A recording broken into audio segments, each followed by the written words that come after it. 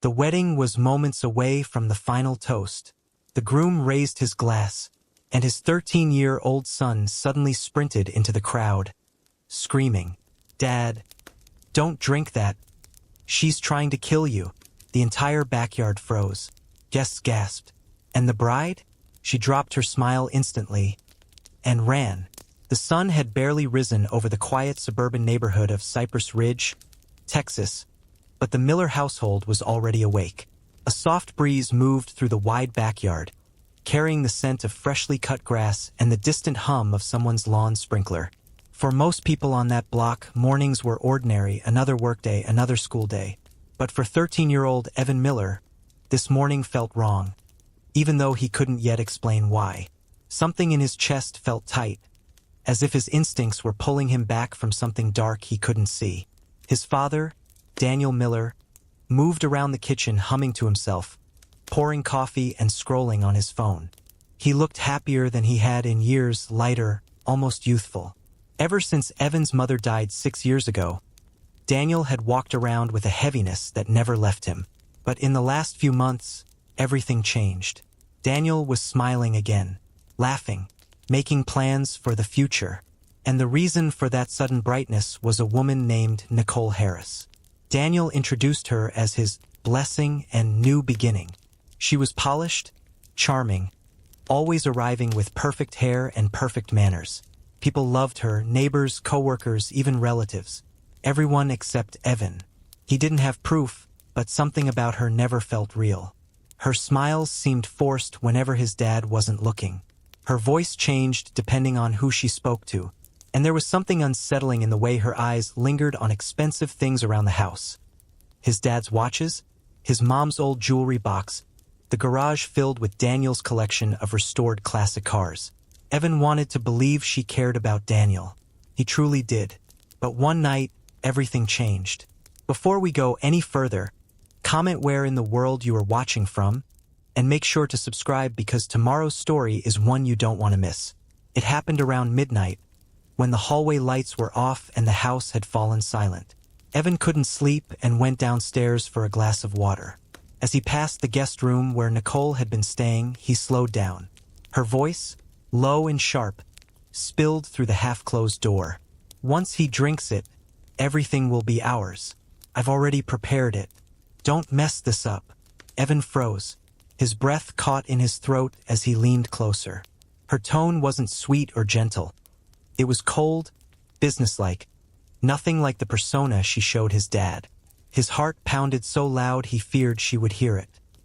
He stepped away silently, grounding himself as he climbed the stairs, one step at a time, mind racing. What was she talking about? What drink? Who was she speaking to? And worst of all, what did she mean by "everything will be ours"? Evan sat on the edge of his bed until dawn, hands shaking, stomach churning with dread. He wanted to tell his dad immediately, but he already knew how that conversation would end. Daniel trusted Nicole blindly. He believed she had saved him, healed him. To him, Evan was just a kid struggling with jealousy or fear of change. The next morning, Nicole greeted them in the kitchen with pancakes and a glowing smile. "You slept well, Evan?" she asked warmly. He stared at her face, trying to match her cheerful expression with the chilling voice he heard the night before. "Yes," he replied, though the word tasted bitter. Nicole laughed and leaned into Daniel, placing her hand lightly on his chest.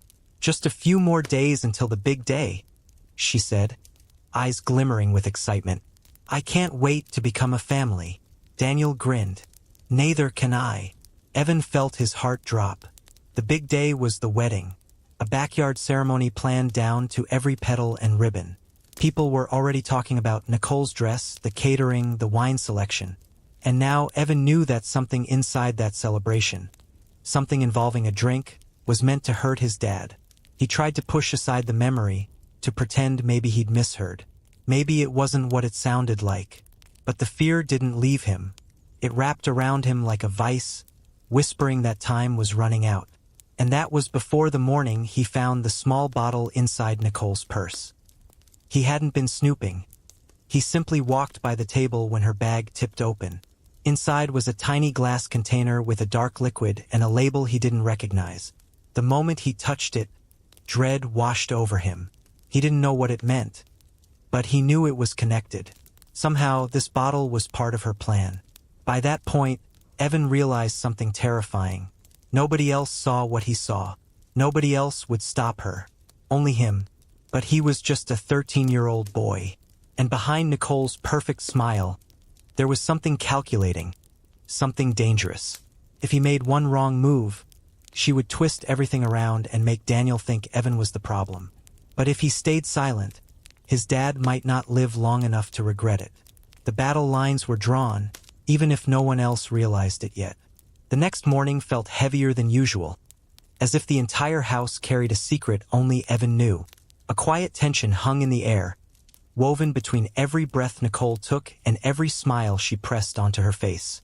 Evan watched her carefully at breakfast, trying to understand how someone could look so innocent while planning something so monstrous.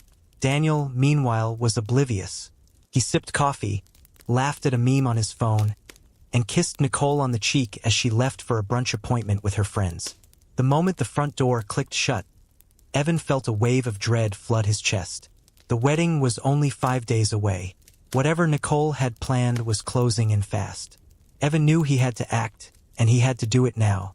He ran upstairs to her guest room, heart slamming against his ribs. He didn't want to snoop, but he had no choice. He needed answers, real answers, not just fear and speculation. He approached her bedside table, then hesitated. His hands were sweating. If she caught him in here, she'd twist it into something awful, something that made his dad turn further against him. But then he remembered her whispering voice from the night before. Once he drinks it, everything will be ours. A chill ran down his spine. He opened the drawer. There it was. The small glass bottle he had seen by accident the day before. Dark liquid. No scent. A cheap label with chemical instructions he didn't understand. His heart hammered as he carefully lifted it. What was this? Was this the drink she meant? Was this the reason she spoke about, after he drinks it, like it was a final step in some horrible plan? He didn't know who else to turn to, so he did the only thing that made sense. He took the bottle, wrapped it inside a paper towel, slid it into his backpack, and biked across town to the nearest pharmacy. The pharmacist, a middle-aged man with tired eyes and kind wrinkles, examined the bottle closely. "Where did you get this?" he asked. Evan panicked for a second. "My science teacher gave it to me," he lied, voice trembling. "She said it might be dangerous if mixed with anything." The pharmacist frowned at the liquid under the light. "This isn't something anyone should be messing with. It looks like a sedative called Zolexin. It's strong. In small doses it just knocks someone out cold, but if it's mixed with alcohol," he paused, "it can slow breathing, sometimes even stop the heart." Evan's stomach dropped. His fingers went numb. "Is your teacher trying to teach you safety protocols?" the pharmacist asked. But Evan didn't respond. His mind was racing, spinning out of control.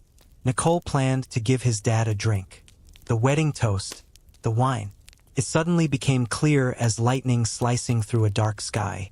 She wasn't trying to hurt his dad emotionally. She wasn't trying to steal in silence. She was trying to kill him. His legs felt weak. "You need to show this to an adult you trust," the pharmacist said gently. Evan swallowed hard. "He won't believe me," he whispered. "Then you need more than this," the pharmacist replied softly. "More. Yes. More proof. Proof even an adult blinded by love couldn't ignore." Evan walked out of the pharmacy slowly, gripping the bottle through the paper bag as if it were radioactive. Back home, Nicole was nowhere in sight. Everyone was busy decorating the backyard arch for the wedding. No one noticed Evan slip upstairs into his room. His hands shook as he placed the bottle inside a drawer and locked it. Then he pulled out his dad's old phone and sat in front of his laptop. He had a plan now, clearer, sharper than ever. He uploaded a picture of the bottle. Then he uploaded the photo of the test strip the pharmacist used. And then, with trembling fingers, he added the audio recording he captured from Nicole the previous night. When he was done, he created a new folder and named it The Truth About Nicole. He transferred everything onto a flash drive. If anything happened, if his dad ended up drinking that poison, if Nicole ever tried to accuse Evan of lying, this drive would speak for him. It was the only thing that could protect his dad, and the only thing that could save Evan if Nicole decided to turn on him. That evening over dinner, Nicole acted like a perfect bride. She fed Daniel little bites of food, held his hand, rested her head on his shoulder. Daniel radiated happiness, and Evan sat across from them, watching every move she made, every smile, every fake laugh. She didn't know he had proof now. She didn't know he was watching her with new eyes. Eyes that saw her as the monster she really was. His father looked at him. "You're not eating much, buddy. Nervous about tomorrow?" Evan stared back quietly. "Are you?" Daniel chuckled. "Why would I be nervous?" Evan wanted to scream the truth right then. He wanted to break open the drawer, dump the evidence on the table, and force his father to see. But he knew that wouldn't work. Nicole smiled sweetly at him. "I've got a surprise for you both tomorrow," she said, voice like honey dripping over venom. "I'm sure you do," Daniel replied warmly. Evan swallowed, eyes locked on her face, but she paused, just a fraction of a second. Her smile faltered before reappearing. She knew he was watching her. That was when Evan understood something critical. Nicole was not only dangerous, she was smart. Too smart for a reckless confrontation. He needed her to slip. He needed her to reveal just enough to make her own lies collapse. And with the wedding just days away, he knew the window to catch her was shrinking fast. Evan barely slept that night. He lay awake staring at the dim glow of the hallway light crawling under his bedroom door. Every time he blinked, he pictured Nicole whispering into her phone, the bottle of Zalexin, the pharmacist's worried expression. His mind replayed everything like a horror movie stuck on repeat. He knew the truth now. Nicole wasn't just pretending to love his dad. She was planning to kill him, but knowing it wasn't enough.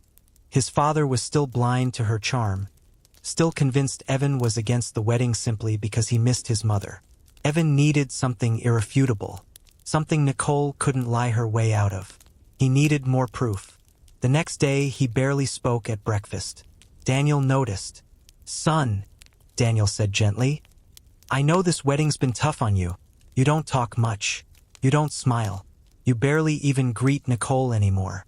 What's going on with you?" Evan's chest tightened. This was his chance to tell him everything. His throat squeezed as he tried to speak. Instead, he asked something else. "Dad, if Mom were still alive, do you think she'd like Nicole?" Daniel froze. The utensil slipped slightly in his hand. His voice softened. "Evan, your mom would want me to be happy. She'd want us to be a family again. You need to try too." Evan looked down at his plate. "But would she want you happy or safe?" Daniel blinked, confused. "What do you mean?" Evan opened his mouth. He wanted to spill everything.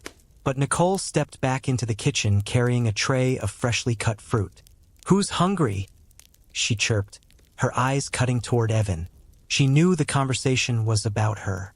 The moment was gone. Evan stayed quiet, and Daniel sighed, patting him on the back before leaving for work early. Once Daniel left, Nicole turned to Evan with a smile that didn't reach her eyes. "I know you don't like me," she said softly, voice dripping with fake empathy. "But I'm not trying to replace your mother." Evan stared at her, arms crossed. "I want your dad to be happy," she continued, "and I want us to be close." Evan tilted his head. "Really?" "Yes," she said, stepping closer. Evan's voice hardened. "Then tell me who you were talking to last night." Her smile vanished. I wasn't talking to anyone," she said too quickly. "You said, after he drinks it, everything will be mine." "What drink?" Nicole laughed suddenly, loud, theatrical. "Fake. Are you spying on me?" "I heard you." She stepped toward him slowly until her face was inches from his. Her voice dropped to a cold whisper. "If you keep lying about me, I will make sure your father sends you away. And I'll make him think it was his idea." Evan's blood ran cold. Then she slid back into her sweet persona and walked out of the room, humming as though nothing had happened. That was the moment Evan stopped doubting himself. She was dangerous, and now she knew he knew. That afternoon, Evan returned to his plan. He waited until the house was quiet. Nicole upstairs on a call, housekeepers busy in the backyard, and slipped into the living room. He grabbed his father's old phone and placed it behind a decorative vase near the center of the room.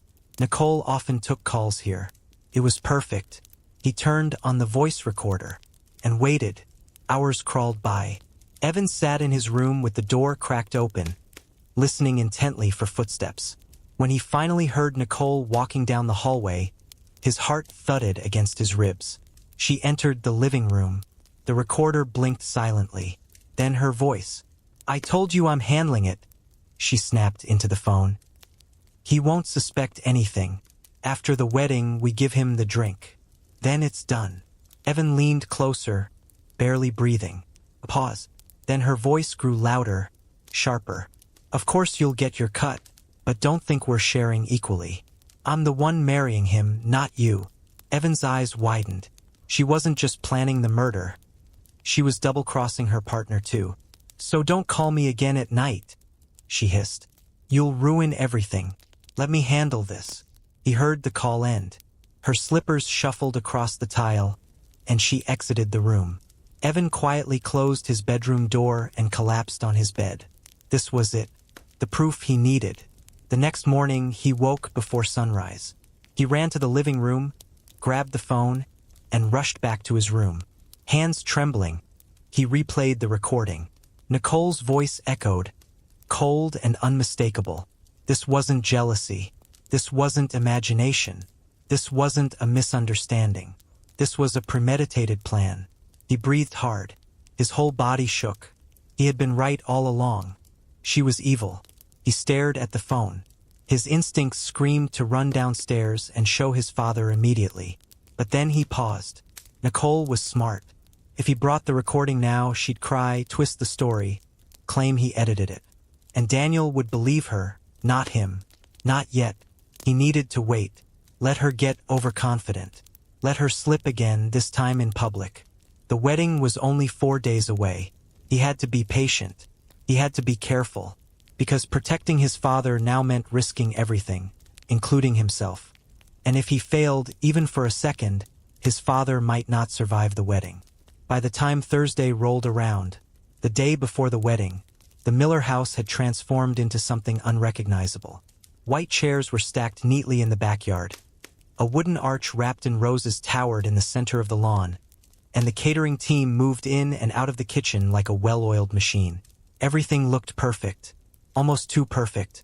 Evan stood by his bedroom window, watching workers hang string lights across the backyard. He felt a strange mix of dread and loneliness. It was as if the world was celebrating a day he knew could be his father's last. Downstairs, laughter erupted. Nicole's voice floated upward, bright and musical, as if she were the sweetest person alive. She was entertaining Daniel and 2 members of the wedding planning team, telling stories, cracking jokes, complimenting everything, and Evan knew every word coming out of her mouth was a lie. He replayed the recording again in his earbuds. "After the wedding, we give him the drink. I'm the one marrying him, not you. Don't call me again at night. You'll ruin everything." Those sentences had burned themselves into his brain. He had the bottle. He had the pharmacy test photo. He had the recording. He now had enough evidence to convince the police, a judge, anyone. But not his dad. Not yet. Not without a witness. Not without more pressure on Nicole. He needed her to slip at the wedding, to expose herself publicly, to run out of lies. That was the only way to snap Daniel out of his trance. Around noon, Daniel knocked gently on Evan's door. "Hey, champ, you got a minute?" Evan swallowed the anxiety spreading through his chest. "Yeah." Daniel walked in, closing the door behind him. He looked tired, not physically but emotionally, like someone trying to hold too many things together at once. "I know tomorrow's a big day," Daniel began, taking a seat, "and I know you're not excited about it, but I want to understand why." Evan clenched his fists. Every instinct told him to tell the truth. "Show the phone." show the bottle, beg him to cancel the wedding. But he remembered Nicole's threat. "I will make sure your father sends you away." Evan's voice came out small. "Dad? Do you really know her?" Daniel frowned. "I do. No, I mean, do you know her?" Daniel paused, confused. "She's a good woman, Evan. She loves me." Evan's heart ached. "Dad, people can pretend to love someone." Daniel sighed. "Look, I know it's hard seeing me move on. But Nicole has been patient, kind, supportive. But you don't know everything," Evan whispered. Daniel leaned forward. "What are you trying to tell me?" Evan stared at the floor. The words wouldn't come. If he spoke now, Nicole would twist it expertly, strategically. Daniel wasn't ready to hear the truth yet. He needed to see it with his own eyes. He shook his head. "Nothing." Daniel exhaled slowly. "Hurt, frustrated, defeated. I just want us to be a family again." When he left the room, Evan felt tears burn behind his eyes. He had never felt so utterly alone. His father was walking into a trap, and Evan was the only one who could see the jaws closing. Later that evening, the house filled with relatives and friends arriving early for the wedding. Nicole played the role of the perfect hostess, handing out lemonades, hugging Daniel's sisters, showing them the backyard setup. She even approached Evan's aunt, laughing as she placed her hand on the woman's arm, saying, "I love that Daniel has such a warm family." Evan watched from the stairs. She was good, very good. Every smile she gave his relatives was a weapon. Every compliment, every gesture, every affectionate pat on Daniel's shoulder. It all worked like a spell, blinding everyone. As the sun began to set, Nicole's phone rang. She stepped into the hallway to answer it. Evan followed silently, staying far enough behind to remain hidden. "Don't call me now," she whispered sharply. "We're too close. If you mess this up, I swear." A pause. "Yes, the drink is ready. Tomorrow during the toast.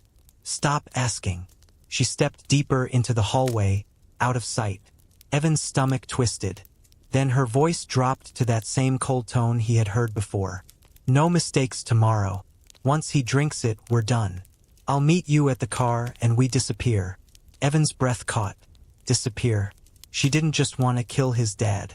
She wanted to vanish with everything Daniel owned. That night, Evan couldn't sit still. He gathered all his evidence, the bottle, the USB drive, the old phone. He hid everything in his backpack so that even if Nicole discovered his room, she wouldn't find anything. He paced around his room, rehearsing scenarios. Should I interrupt the ceremony early? Should I confront her in front of everyone? Should I find the police first? But no, none of those would work. Not yet. Nicole would deny everything. Cry. Call him mental. She'd say he was acting out because he missed his mother. She'd turn everyone against him. He needed the perfect moment. The exact second she reached for the poisoned drink. The moment Daniel raised it to his lips. The moment when even the greatest liar on earth couldn't hide anymore. He sat on the edge of his bed, exhausted, terrified, but more determined than ever. Tomorrow, everything would come out. Tomorrow, the truth would explode into the open. Tomorrow, he would save his father's life, or lose him forever. The morning of the wedding felt unreal, like the world had been wrapped in a thin veil of celebration that only Evan could see through. By 8 a.m., the Miller backyard had transformed into a fairy tale scene. Rows of white chairs lined the lawn, soft music floated through hidden speakers, and a towering floral arch glowed under the warm Texas sun. Guests filtered in wearing pastel dresses, crisp suits, wide hats, and excited smiles. The entire neighborhood buzzed with anticipation for the beautiful wedding of the year. Only Evan felt the darkness. He stood by the sliding glass door, watching the early guests mingle. His heart hammered steadily in his chest, a slow, heavy drumbeat reminding him of everything at stake. His backpack, containing the bottle, the USB, the recordings, lay hidden under a blanket in his room. For now, the evidence was safe. But he was not. Nicole glided through the kitchen like a bride in a commercial, radiant, glowing, flawless. Her white silk robe shimmered as she reached for a champagne flute. "Isn't it a perfect day?" she said, her voice light as air. Evan stared at the glass in her hand. He wondered if she could look so peaceful knowing the horror she planned to commit within hours. Daniel walked into the room behind her, adjusting his tie. He looked almost nervous, like a teenager on his first date. "How's my bride?" he asked, kissing her cheek. Nicole beamed. "Excited. I can't wait to start our life together." Evan felt bile rise in his throat. "She can't wait to end yours," he thought. As guests continued arriving, the air filled with chatter and laughter. The smell of barbecue chicken, honey-glazed ham, and roasted vegetables drifted across the lawn. A jazz duo warmed up near the arch, their soft notes bouncing around the venue. Evan stayed close to the back door, watching every move Nicole made. She greeted guests, hugged people, accepted compliments, and posed for pictures. But every now and then, her eyes darted toward the drink station, the tall wooden bar where crystal glasses sat in neat rows. 3 bartenders bustled behind it, preparing the signature wedding cocktail. Evan's stomach clenched. That was where it would happen. It had to be. Noon approached, and the ceremony was set to begin in 30 minutes. As guests took their seats, Evan felt a soft tap on his shoulder. He turned. It was Aunt Marissa. "You okay, sweetheart? You look pale." He forced a smile.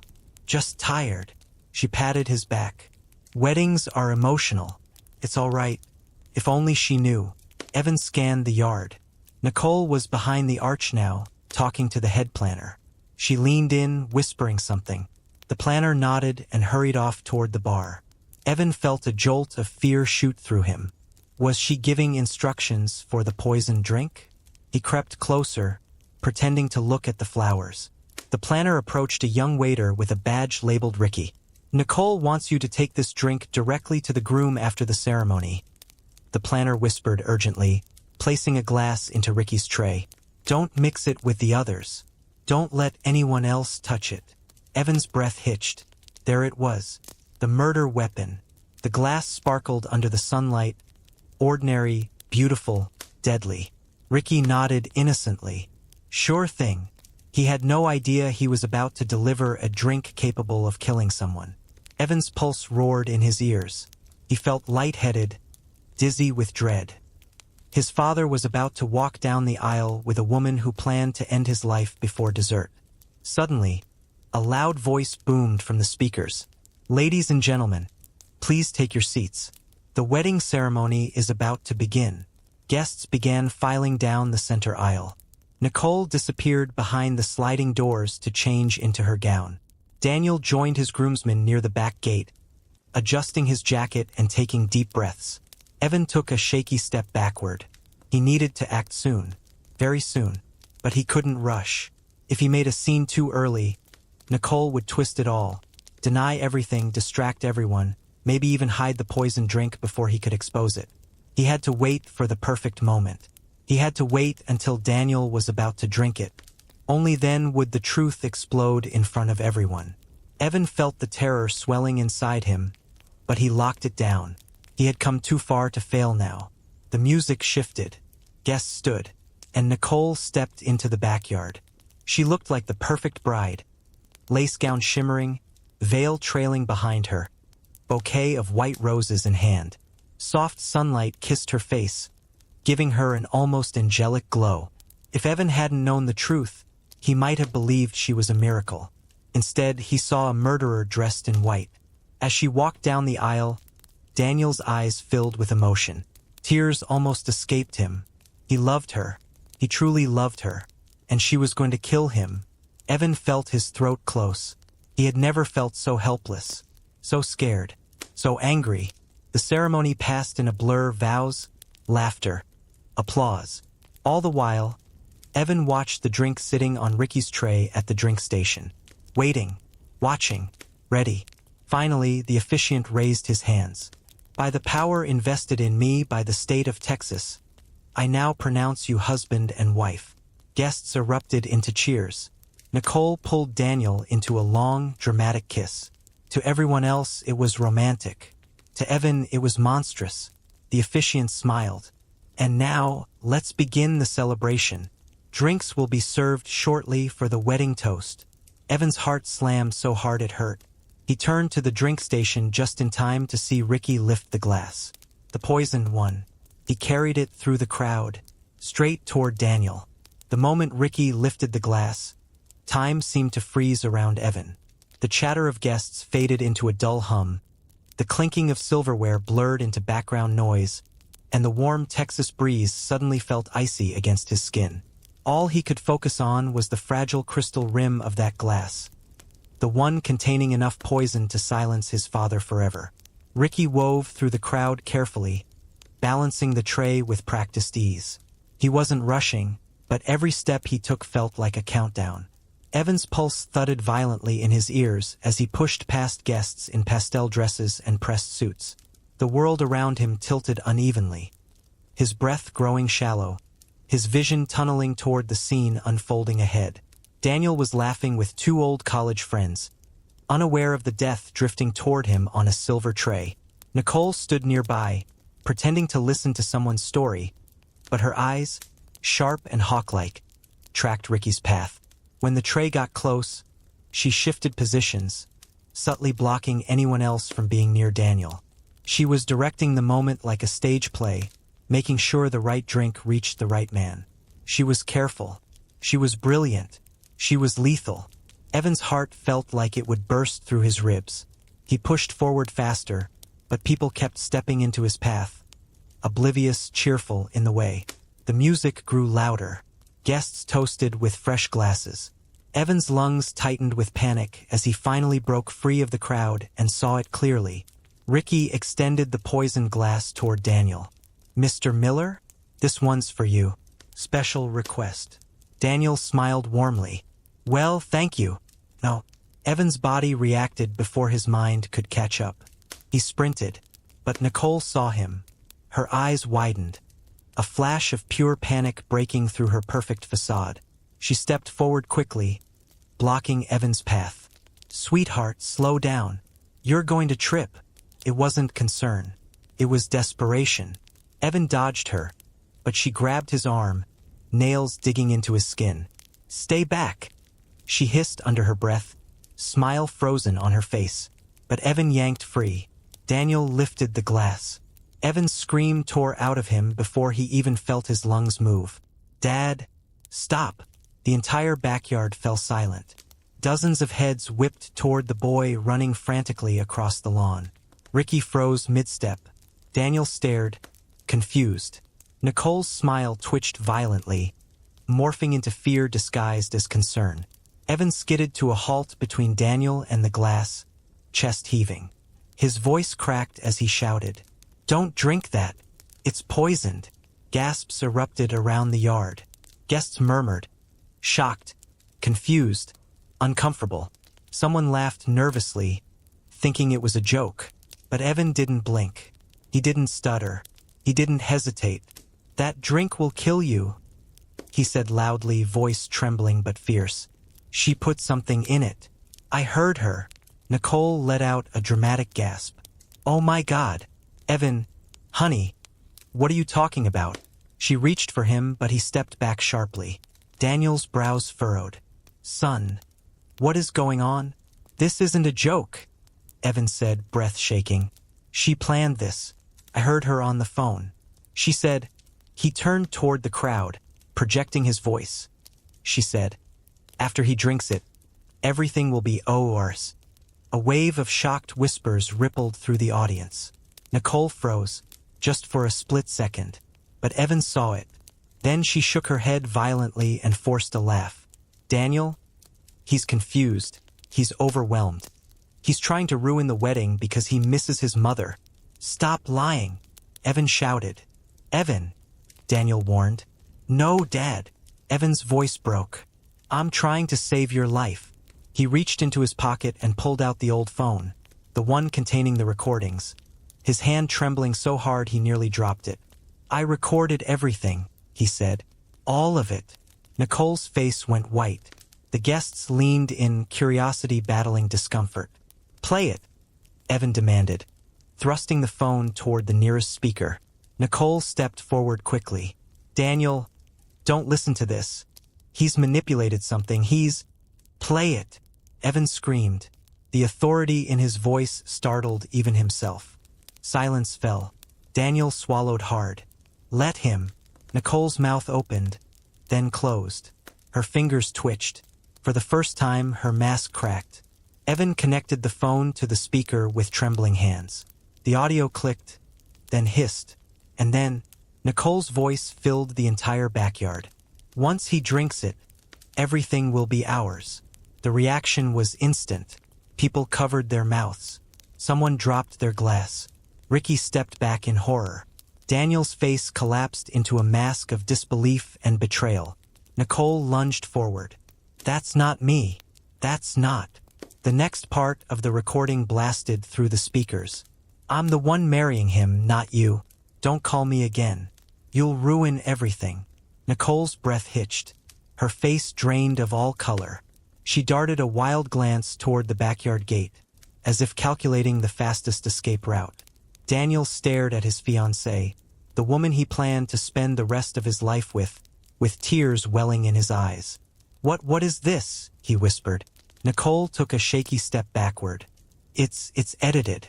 He hates me. He did this." Evan pointed at her. "Then why were you watching the drink so closely? Why did you tell Ricky to give that glass to Dad? Why did you threaten me yesterday?" Nicole lunged again, to silence him, to grab the phone, to do something, but guests grabbed her arms. She writhed like a trapped snake, voice rising into a shriek. "Let me go. You don't understand. This wasn't supposed to." Daniel stumbled backward, looking gutted. "Nicole? Did you plan to kill me?" Nicole stopped struggling. Her eyes flicked left, toward the fence gate, then right, toward the driveway, and then she ran, violently, desperately, pushing through guests, shoving chairs aside, knocking over a table. Pandemonium erupted. Guests screamed. The band stopped playing. Ricky dropped the tray and backed away. Evan's voice cut through the chaos. "Call the police." Nicole sprinted toward the side gate, her perfect bridal gown ripping as she bolted like a cornered animal. Nicole's gown tore as she sprinted across the yard, the shredded lace trailing behind her like a broken ghost of the bride she pretended to be. Guests gasped and stumbled out of her way as she barreled toward the side gate, kicking over floral arrangements and knocking chairs into the grass. Her glowing wedding makeup now smeared with panic, her perfect poise shattered beneath raw desperation. Evan stood frozen for a moment, chest rising and falling in sharp bursts. He had prepared for this, prayed for proof, strategized every step, but he hadn't expected her to run. He thought she would deny, argue, cry, manipulate, but fleeing? That meant only one thing. She was guilty, completely, irrefutably. Daniel stumbled toward Evan, face pale and devastated. "Son, tell me you didn't. Tell me this isn't real." But before Evan could respond, the head wedding planner screamed, "Someone stop her." Two guests made a clumsy attempt to block Nicole's path, but she twisted past them with surprising strength, pushing one into a table and sending champagne glasses crashing to the ground. Evan snapped out of his shock and ran. "Get her! She's dangerous!" he yelled as he sprinted across the lawn. Nicole shoved open the side gate and dashed into the narrow alley between the Miller house and the neighbor's property. Her bare feet slapped against the pavement. She had kicked off her heels mid-run, leaving a trail of smeared makeup and torn white fabric in her wake. The backyard exploded into chaos. Guests yelled. Chairs toppled. Someone was crying. Someone else was on the phone with 911. The band stood awkwardly, instruments at their sides, unsure if they should play or run.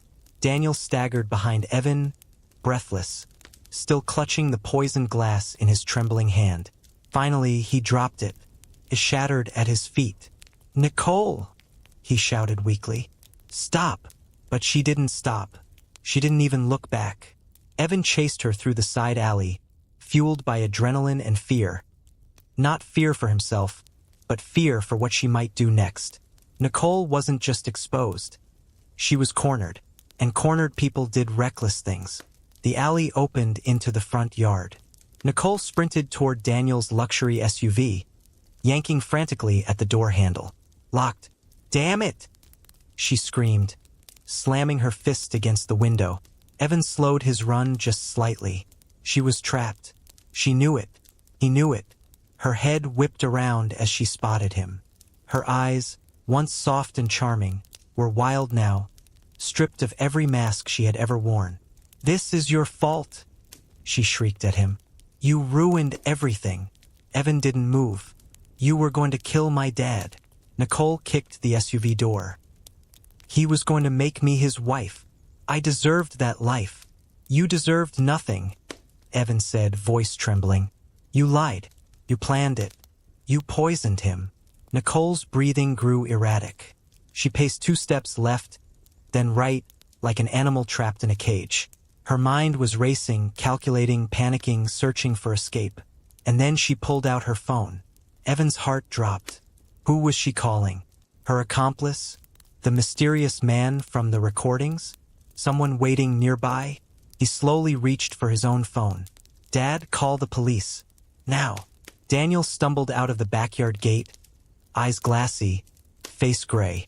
He stared numbly at the woman he almost married. "Nicole, why?" Nicole ignored him, pressing her phone hard to her ear. "Charles. Answer me. Charles. Where are you?" Charles. The name hit Evan like a blow. So this was him, the shadowy figure behind the plan. The man Nicole whispered to. The man she fought with in the recordings. Nicole screamed into the phone. "They know. The kid ruined everything. We need to go now." A distant male voice yelled something unintelligible through the speaker. "No, don't run," she shrieked. "Come get me." But the voice cut out. The call disconnected. She cursed loudly, throwing the phone to the ground. Sirens wailed in the distance. Evan exhaled slowly. Help was coming. They needed just a little more time. Nicole's eyes darted wildly. Suddenly she lunged toward Daniel. Evan's heart almost stopped. "No!" Evan yelled, sprinting forward. But Nicole didn't attack. She clawed at Daniel's jacket pocket instead, trying to grab the car keys. Daniel flinched backward. "Get off me!" A neighbor rushed toward them yelling, "HOI! Leave him alone!" Nicole spun, shrieked, then bolted toward the street. A police cruiser screeched around the corner at that exact second. Nicole froze. The officer sprang out. "Hands where I can see them." Nicole's chest heaved. "No, no, no. Ma'am, hands up." She shook her head violently. "I didn't. He's lying. The kid is lying. He faked the recording. I love Daniel. I love. Ma'am, now." Nicole raised her hands slowly, shaking, then collapsed to her knees in the middle of the street as officers cuffed her wrists. Her voice cracked into a pitiful whimper. "I was supposed to have everything." The guests watched from the sidewalk, stunned, murmuring, crying, clutching one another. Evan stood beside Daniel, chest still heaving, but relief finally loosening the grip on his lungs. Nicole screamed incoherently from the ground as the officers lifted her. "I was supposed to be rich. He owed me. This was my life. You ruined IT, you little brat." Evan didn't look away. He didn't even flinch. For the first time all day, he felt something new. Power, truth, justice. Daniel trembled beside him, tears streaking his face. "Evan, I am so sorry. I didn't believe you. I almost." Evan swallowed hard. "It's okay, Dad." But it wasn't. Not yet. Because the story wasn't over. Nicole wasn't acting alone. And now that she was caught, her partner, the man named Charles, would do anything to stay free. The flashing red and blue lights bathed the street in a surreal glow as officers led Nicole into the back of the cruiser. Guests whispered behind shaking hands, some holding their children close, others too stunned to move. The dreamlike wedding scene had collapsed into something out of a true crime documentary. Flowers lay crushed on the sidewalk, champagne dripped from overturned glasses, and Daniel's world felt like it was crumbling beneath him. Evan stood still, trying to process the chaos. His legs trembled, but he forced himself to stay upright. If he let himself collapse, if he let the adrenaline fade too soon, he feared he wouldn't be able to get back up again. A heavy hand settled on his shoulder. Detective Marcus Baker, a tall, broad man with a trimmed beard and a serious gaze, stood behind him. "You the boy who called this in?" he asked. Evan nodded silently. Baker crouched down to his level. "I heard the recordings. You did good, kid. Saved your father's life today." Evan didn't answer. He just stared at the police cruiser as Nicole screamed inside it, kicking at the window like an animal trapped in a cage. Her once-perfect bridal persona had evaporated completely. Daniel approached slowly, his face ashen. "Detective, I can't believe any of this is real." Baker stood. "I'm going to need both of you to come down to the station after we finish processing the scene. We need statements, evidence, timelines. And we have to talk about someone named Charles." Daniel blinked. "Charles?" Evan's voice came out barely above a whisper. "Her accomplice." Baker nodded. "We heard his voice on the recording. And based on what she screamed during the arrest, he's still out there." Daniel staggered, placing a hand on his car for support. "My God!" Baker turned to Evan. "Son, do you still have the bottle she was planning to use?" Evan nodded. "It's in my room. And the USB. And the other recordings." "Good," the detective said. "We'll need all of it." Evan hesitated. "Detective, he might come looking for it." Baker's expression hardened. "That's why we're acting fast." He signaled 2 officers. "Secure the house. Search the perimeter. No one goes in or out without my say." The officers nodded and immediately started moving. Inside the house, the contrast was jarring. The entryway was decorated with garlands and candles. Soft music still played faintly from the speaker system, and trays of untouched appetizers lined the dining table. It felt wrong, like walking through a celebration frozen in time. Baker motioned to Evan. "Let's see where you kept the evidence." They climbed the stairs together, Daniel trailing behind with shaky steps. Evan's room was small and neat, posters of video game characters lining the walls, a desk scattered with notebooks, and a backpack tossed near the bed. Evan went straight to the bottom drawer, pulled out the hidden bottle and handed it to Baker. The detective slipped on gloves and examined the label. "Yep," he muttered. "This lines up with what dispatch told us. Zolexin, potent stuff. With alcohol, it's a death sentence." Daniel looked sick. He pressed a hand over his mouth, eyes glistening. "She was really going to kill me?" Evan's voice cracked.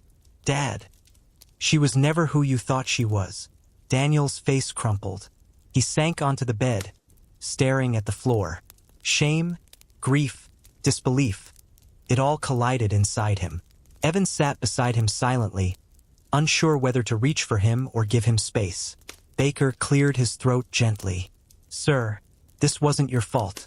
People like her, they're experts at manipulation. This goes way beyond a simple con." Daniel wiped his face. "I should have listened to my son." "At least you have the chance to now," Baker replied. Evan reached for his backpack and pulled out the USB. "Everything's on here too." "Good work," Baker said softly. He tucked it carefully into an evidence bag.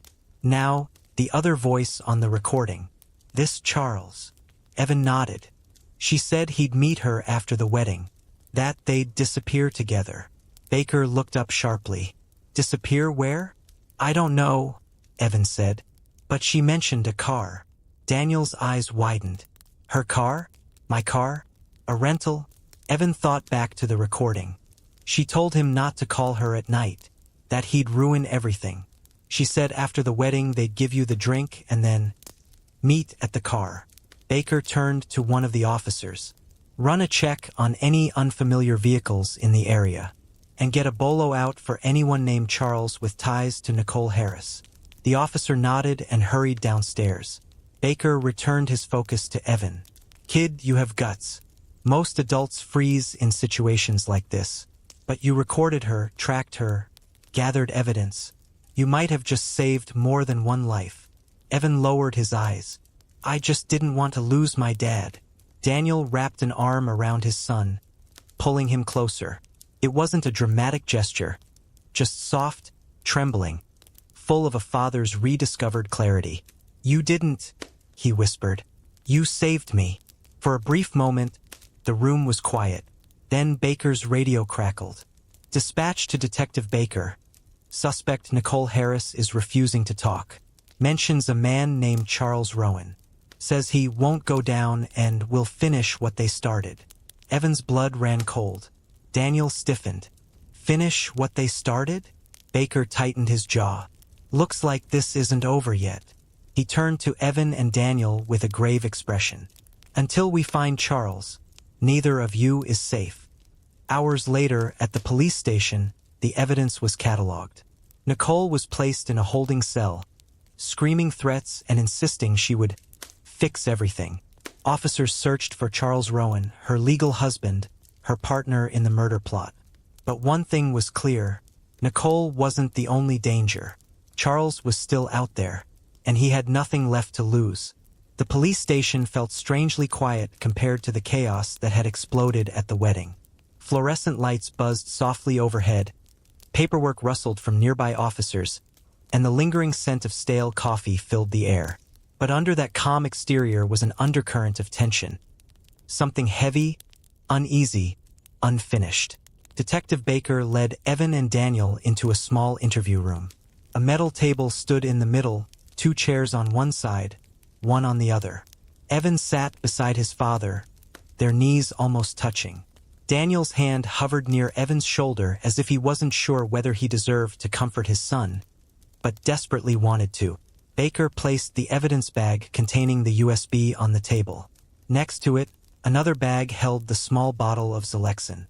The sight of it made Daniel's stomach twist. "Before we go over everything," Baker said, lowering himself into the chair across from them, "I need to tell you both something important."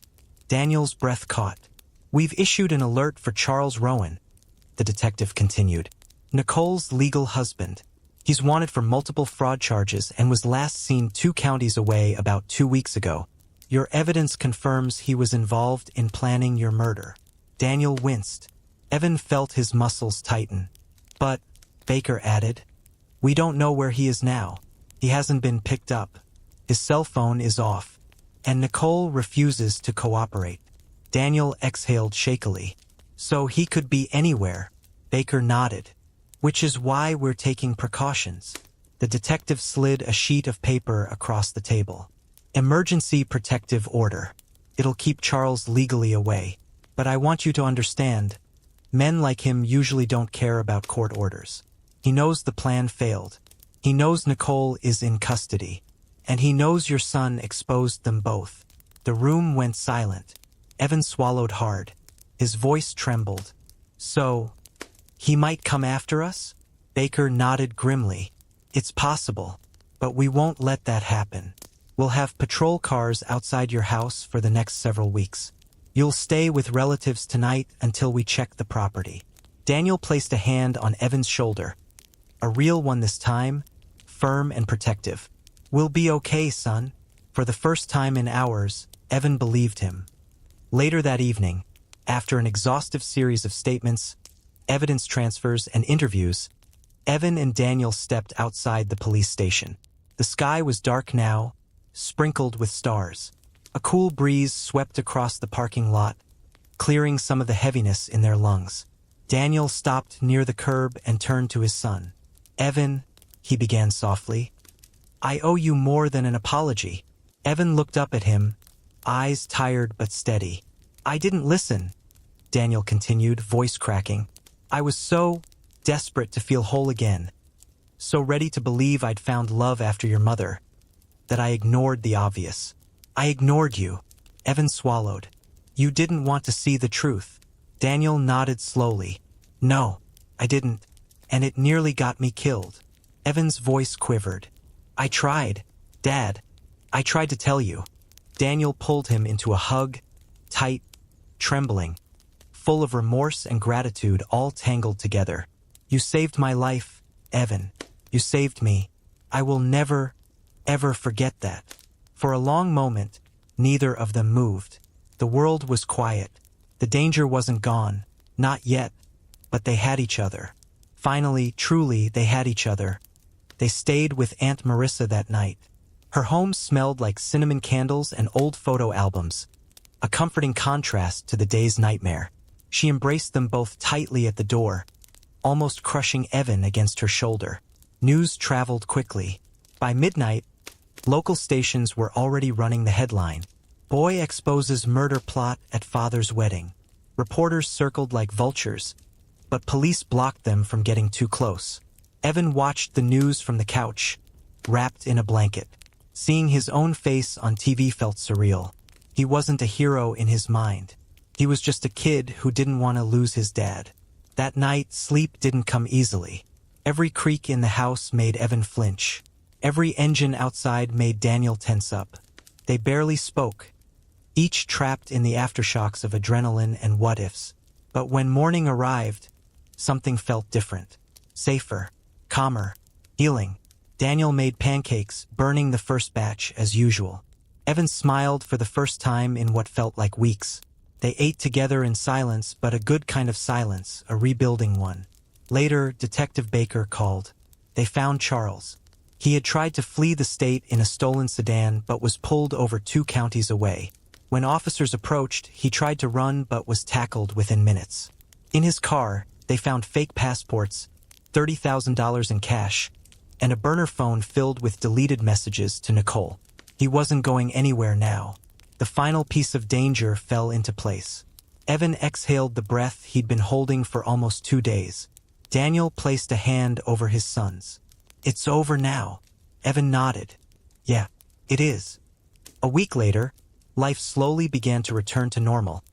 If normal included reporters wanting interviews and neighbors dropping off casseroles as consolation for nearly being murdered at a wedding. The backyard was cleaned up, the chairs returned, the arch dismantled. Daniel sold the wedding decorations and donated the money. He told Evan he couldn't stand the sight of anything connected to Nicole. One evening, Daniel opened a small wooden box, the one containing his mother's wedding ring, which he had once considered giving to Nicole. He stared at it for a long time, then closed it and placed it back on the shelf. "That chapter," he said softly, "is done." Evan nodded. "A new one starts now." Daniel smiled. "Yeah, and this time we write it together." Evan leaned against him, head resting on his shoulder. For the first time in years, their home felt whole. Not because of a new person entering their lives, but because the two of them had found their way back to each other. They had survived betrayal. They had survived deception. They had survived a deadly plan. But most importantly, they had discovered the strength of their bond. A father who finally listened. A son who refused to stay silent. And a truth powerful enough to save a life. The nightmare was over. And the future, fragile but real, was theirs to rebuild side by side.